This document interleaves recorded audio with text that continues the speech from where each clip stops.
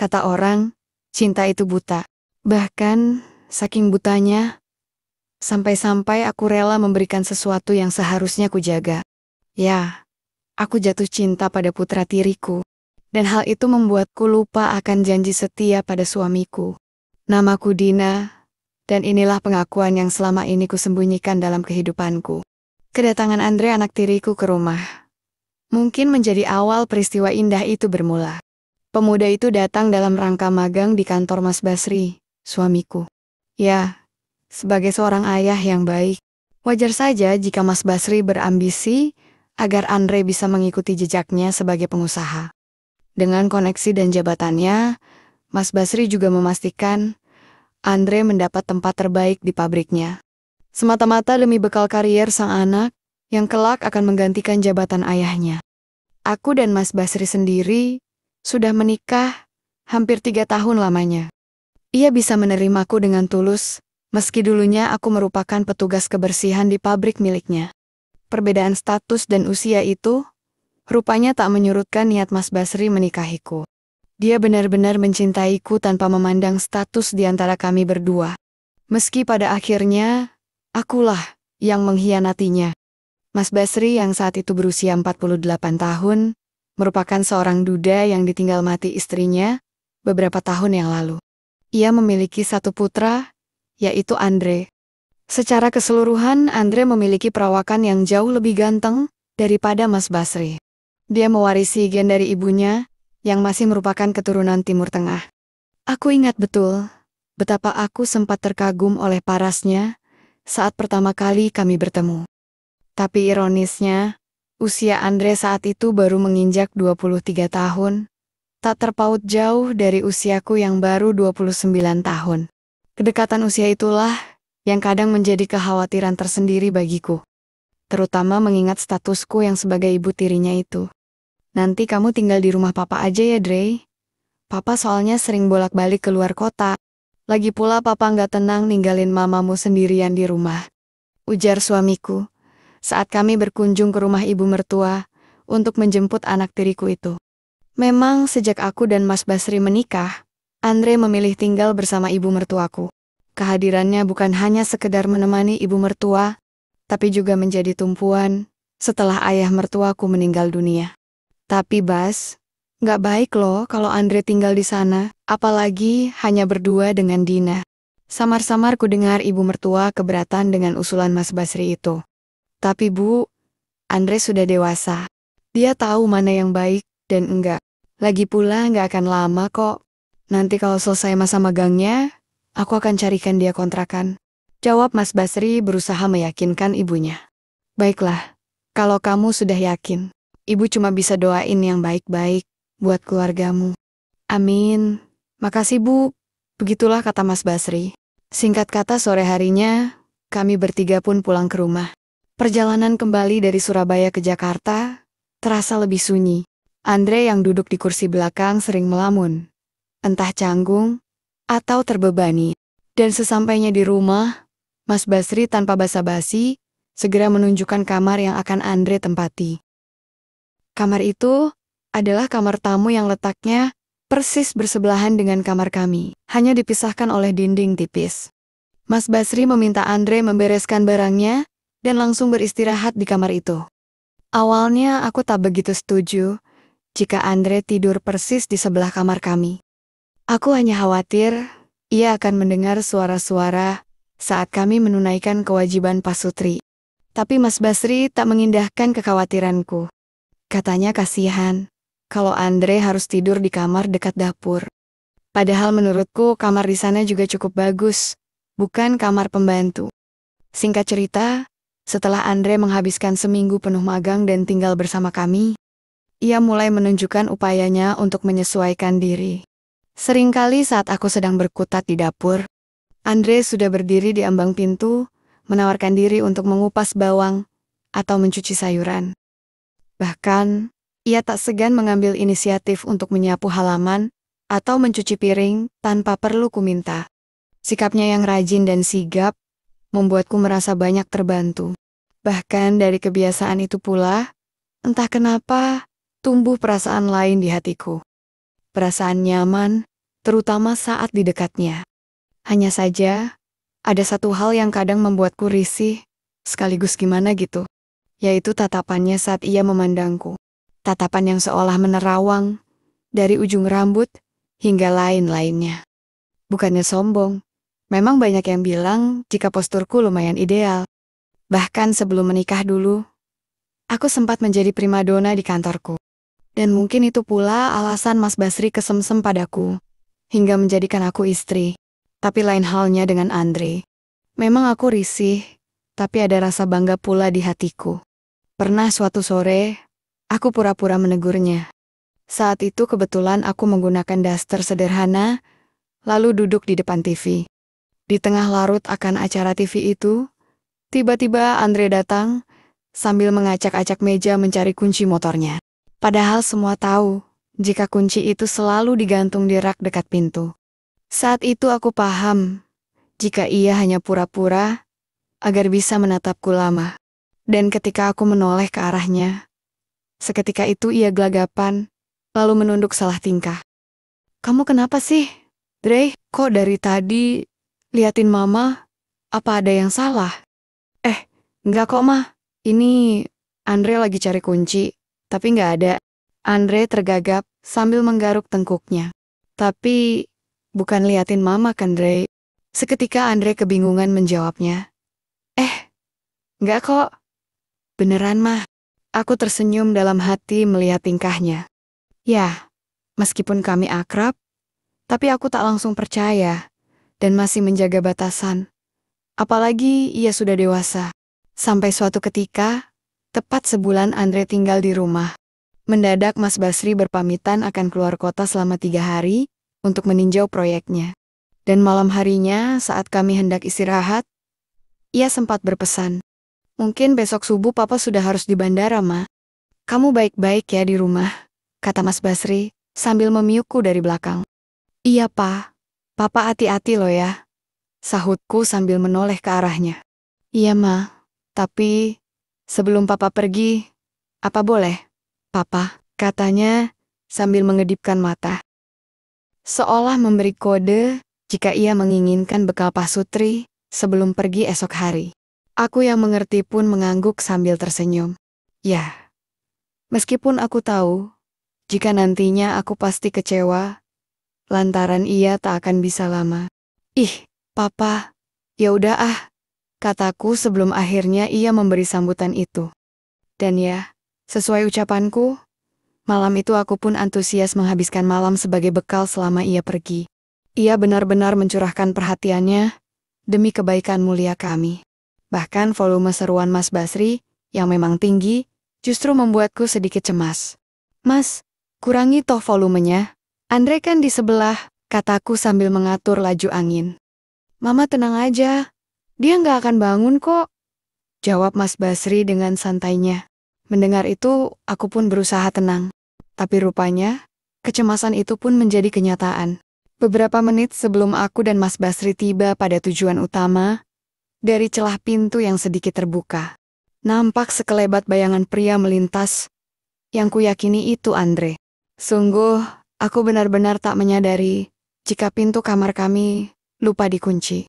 Sehingga tak ayal kebaikan itu pun menjadi siaran langsung bagi putra tiriku sendiri. Meski begitu, aku tak mengadukan hal itu pada suamiku. Khawatir Mas Basri akan marah, bahkan akan menegur Andre, lantaran dianggap tak sopan.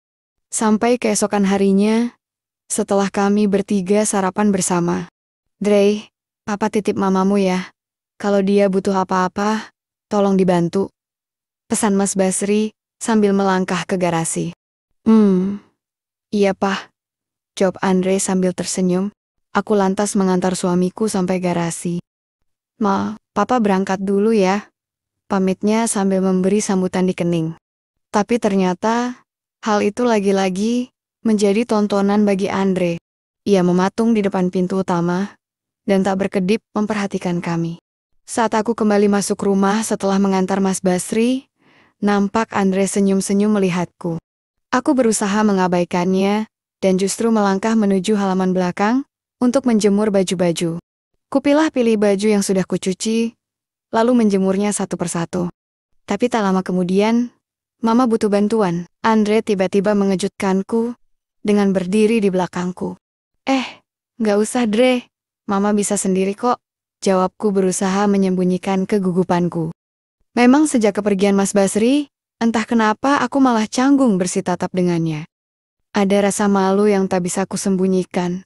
Terutama setelah aku dan Mas Basri menjadi tontonannya kemarin dan pagi tadi. Alhasil sepanjang hari itu, dan keesokan harinya, aku berusaha menghindar. Aku lebih banyak di kamar saat Andre di rumah. Dan baru keluar saat Andre tak ada. Ya, setidaknya sampai Mas Basri pulang, aku akan kembali seperti biasa lagi. Tapi sayangnya di hari ketiga, sehari sebelum suamiku pulang, tepat di malam harinya tiba-tiba hujan badai, petir, dan angin kencang datang. Bahkan lampu yang semula menyala, justru padam sejak sore, membuat suasana semakin mencekam. Selama itu pula aku memilih diam di kamar, bersembunyi di balik selimut, untuk mengatasi rasa ketakutan. Bahkan sejak siang hingga malam, aku juga melupakan sarapanku. Di tengah kecemasan itu, kira-kira jam 8 malam, mendadak terdengar suara ketukan pintu, disertai suara putra tiriku. Mama. Saat itu aku sengaja tak menjawab lantaran khawatir akan terjadi sesuatu nantinya. Apalagi saat itu memang hanya kami berdua di rumah. Tapi lantaran aku tak kunjung menyahut panggilan itu, mendadak, Andre pun masuk. Dengan bantuan senter ponsel, ia berhasil menemukanku di balik selimut itu. Makan dulu yuk, ajaknya sementara aku tetap diam, berpura-pura tidur tak mendengarnya. Sejenak suasana menjadi hening. Sampai tiba-tiba, Andre menarik selimutku. Sontak aku pun gelagapan. Apalagi saat itu, aku hanya menggunakan dauster yang sedikit rawang. Loh Dre, apa-apaan kamu? Kataku sambil beres-beres negara. Maaf Ma, Andre cuma mau ngajak makan kok. Soalnya lauknya sudah Andre panasin. Jawabnya sambil memperhatikanku. Meski hanya diterangi senter, aku tahu netranya jelas tertuju pada dua anugerah itu. Tunggu di meja makan sana. Nanti Mama nyusul, kataku dengan nada sedikit jengkel. Alhasil setelah Andre pergi, aku segera mengganti daster itu dengan yang lebih sopan. Tapi, di saat aku belum rampung dengan urusan itu, lagi-lagi aku dibuat kelimpungan ketika Andre kembali datang, lalu memiuku dari belakang. Loh Dre, apa yang kamu? Psst. Mendadak ia membungkam ucapanku dengan jemawi itu. Diam dulu Ma, di luar ada yang bisik-bisik. Katanya mengingatkanku. Peyukan yang semula biasa justru semakin erat seolah ingin melindungiku. Dan benar saja. Samar-samar ku dengar suara orang bicara, tepat di samping jendela kamarku. Aku mewinding, lantaran suara itu seperti komplotan yang sedang merencanakan sesuatu. Ya halo, polisi. Sudah sampai gang 5 ya? Oke. Saya tunggu. Dengan suara lantang, Andre berpura-pura menelpon petugas. Alhasil, orang-orang yang ngobrol tadi itu pun terdiam.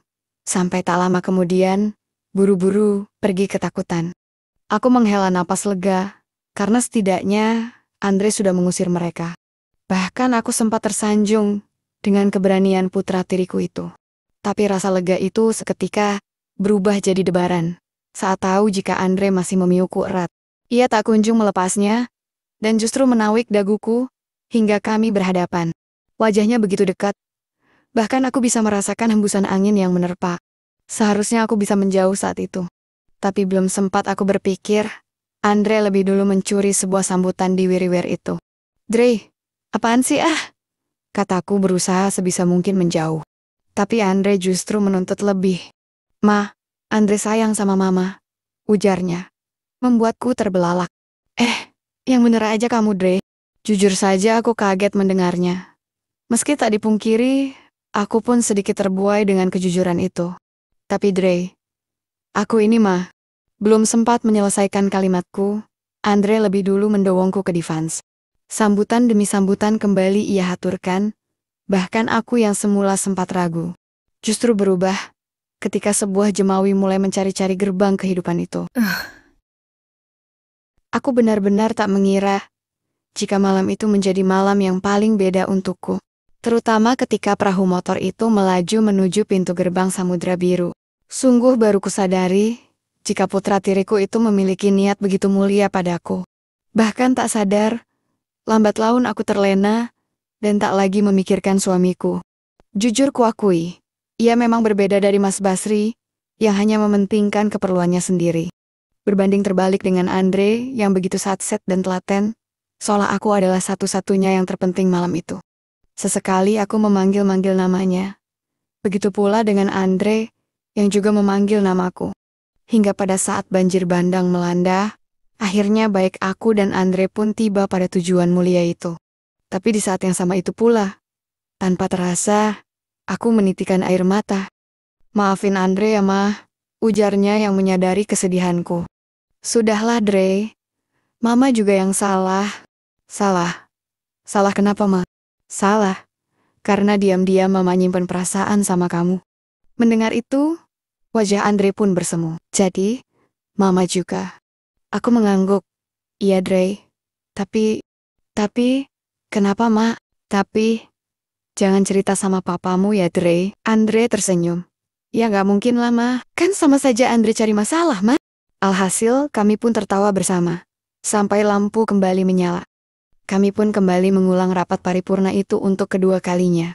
Hatiku memang dilingkupi rasa bersalah. Tapi anehnya juga ada rasa lega yang sulit kujelaskan. Malam itu seharusnya menjadi malam terakhir kami berdua. Sebab pagi harinya, Mas Basri akan pulang. Aku harus bersiap menyambutnya. Berpura-pura seolah tak terjadi apa-apa. Begitupun dengan Andre. Tapi, kepulangan yang kutunggu itu pun, rupanya tak akan pernah terjadi. Pukul 10 pagi, saat aku sedang membersihkan rumah, ponselku berdering. Halo, benar ini dengan Ibu Dina? Istri dari Bapak Basri? Iya, saya sendiri. Ada apa ya? Tanyaku. Entah kenapa perasaanku mulai tak nyaman. Apalagi suara HRD di seberang terdengar panik dan berat. Maaf Bu, kami harus menyampaikan kabar dadakan. Mobil yang membawa Bapak Basri mengalami kecelakaan saat perjalanan pulang. Kami sudah berusaha, tapi Bapak meninggal dunia di tempat kejadian. Mendengar hal itu, dunia seolah runtuh seketika. Aku menangis histeris, disaksikan oleh Andre yang langsung menghampiriku. Dalam kekalutan itu, Andre berusaha menenangkanku, dan ibu mertua yang juga kaget mendengar kabar itu. Sampai keesokan harinya, Andre lah yang mengurus segala proses pemakaman ayahnya. Ia juga berusaha tegar, meski dalam hati ada campuran rasa bersalah dan haru. Hari-hari berikutnya berlalu dalam duka yang mendalam. Bahkan sebulan setelah kepergian Mas Basri, Andre tetap tinggal di rumahku. Alasannya bukan lagi magang, melainkan kewajiban untuk menjaga dan menemaniku. Di mata orang, Andre mungkin merupakan putra yang berbakti, menjadi tiang bagi keluarga yang sedang berduka. Tapi di balik itu semua, peran Andre mulai berubah. Andre bukan hanya menggantikan Mas Basri sebagai kepala rumah tangga, tapi ia juga mengisi kekosongan hatiku. Peristiwa yang sudah terjalin di malam itu, akhirnya berlanjut hingga saat ini.